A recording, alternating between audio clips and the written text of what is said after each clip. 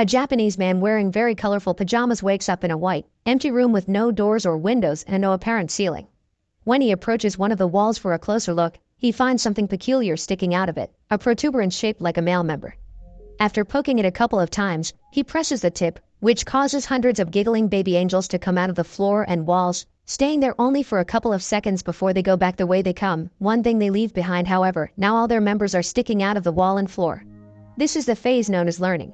As he sniffs the finger he used to touch the weirdly shaped button, the man screams in fear, followed by crying out and begging for help from whoever may be around, to no avail. He decides to start pressing the various buttons to see what happens, and every time he does, a different random object falls into the room, from a small toothbrush to a big vase. By pressing the same button again, he is given the same object, and that's how he's testing if this concept on one particular button gives him a big pile of chopsticks. His amusement is short-lived, however, when he presses the button next to the chopstick one and a small cart comes out of the wall and hits him on the legs. The next button he presses after crying out in pain transforms into a butt, which passes gas on his face. Hours later, the man has accumulated a huge variety of random objects in the room, and when he throws the ball at the wall, it presses a button that gives him sushi. This excites him since he's been getting hungry, but he realizes that he's missing soy sauce. He asks his captors for it, but as always, he gets no answer, so he repeatedly presses one of the buttons until he has a bunch of sushi in front of him but still no sauce. Giving up, the man proceeds to eat the sushi, which he finds rather delicious, and once he's finished the last piece, he presses the button for more, getting furious when a bottle of soy sauce finally shows up.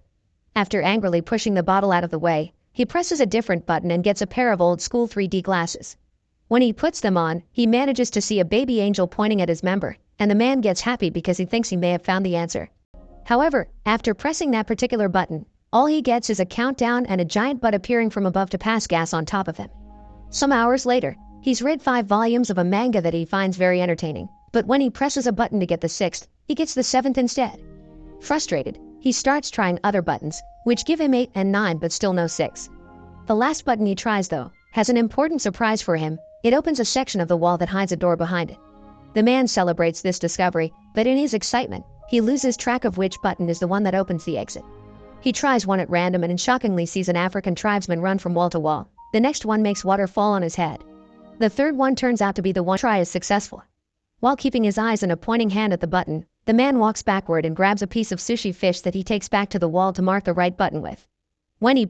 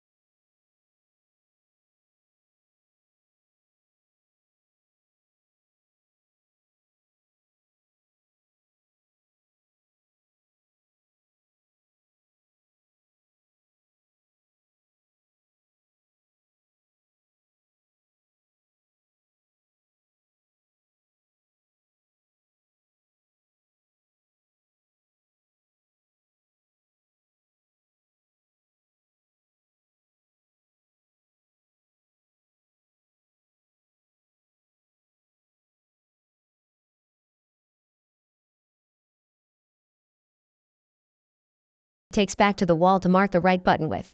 When he presses it, however, the dog comes out again. This time he finds the button faster and proceeds with his plan. He makes the rope appear and swings on it to reach the different buttons, but it is still enough. As he falls to the floor, he sees a plunger he had gotten from one of the many buttons, and gets an idea on how to solve his little issue. He can use the plunger to touch the wall and push himself farther. After one failed attempt, the plan goes smoothly, and the combination of swinging on the rope and pushing himself with the plunger allows him to press the button key, grab the key, press the door button, and reach the door before it closes. He wastes no time and inserts the key in the lock, quickly turning it, but when he tries to open the door, he finds a nasty surprise. It also has a separate lock on the top that requires 3 numbers to open it. The man rushes out, getting hit by the door as it closes, and in frustration, he throws the plunger at the opposite wall, activating the button that releases the African tribesman. As he watches him walk by, he realizes something. There are 3 numbers painted on his forehead, which must be the combination he needs. Since the time behind the door is limited, the man goes through the process of doing the whole swinging on the rope and jumping deal 3 times, 1 for each number to be put in. The 3rd time, he stays there and opens the door, which is a bit stuck and he has to push extra hard to open it. When he finally manages to do so, the piece of wall behind him closes, leaving him trapped and without enough room to finish opening the door. Devastated, the man sits on the floor and starts crying, remembering all the fun he had with the objects he had gotten from the buttons. He had been locked there too, but at least he had room to move and entertainment, and now he realizes he didn't appreciate what he had while he could. Suddenly, he feels a breeze on his face coming from the left wall. As soon as he touches it, he finds a crack that indicates it's a fake. He wastes no time and pushes the panel open before running out of there, soon reaching a mysterious hallway floating in a pitch-black area. It feels like he spends an eternity running towards an exit, and when he finally makes it to a room, his hair is longer and the colors of his pajama have faded. This room is also empty and the door he uses closes as soon as he enters, but instead of baby angels, here there are adult ones, who also disappear into the wall and only leave out their members to be used as buttons. This is the phase known as practice. Meanwhile, in a city in Mexico, little Antonio's family is worried because the father, a wrestler known as Escargot Man, is behaving more taciturnly than usual. His wife thinks it may be because this next opponent is much younger than him, but the grandfather points out that what matters is experience, not youth. Escargot Man is picked up by his daughter's sister Karen on her truck and she drives him to the wrestling ring so he can start getting ready early, which includes changing clothes and praying to the Virgin. At school, Antonio is being bullied by his classmates for betting on Escargot Man, calling him a weak loser. As the time for the match to start approaches, Sister Karen takes her van again and picks up Antonio and their grandfather to take them to see Escargot Man in action. Karen doesn't stay though, and Antonio and his grandfather find some of the last seats for themselves right before the show begins. The first team that enters the ring are the Northern Tough Ones, formed by Super Demon and Tequila Joe.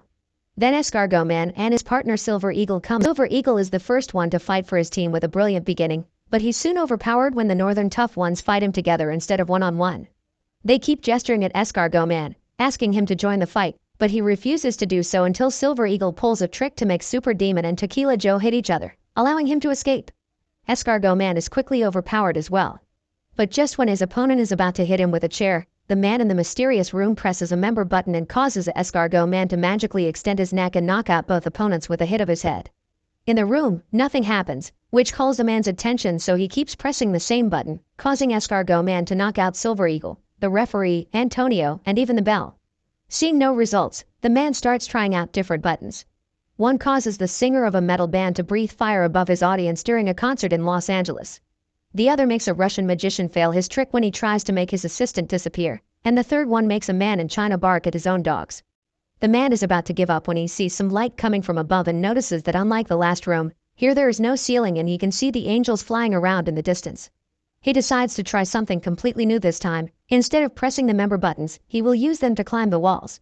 It works, and every time he grabs a button with his hands or steps on them with his feet, something amazing on earth happens, from flowers blossoming to an elephant dying. The highest he goes, the more complex the effects become. It's not only nature anymore, there is also humanity in both the little and the big things, like a toaster and landing on the moon.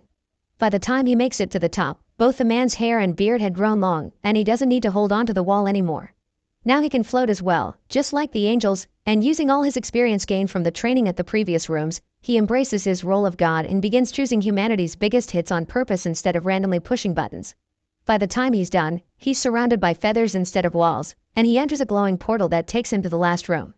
This one has the continents on its walls and a huge member button that the man is about to press. This is the phase known as future. Make sure to subscribe and turn on notifications so you can watch more videos like this. Thanks for watching.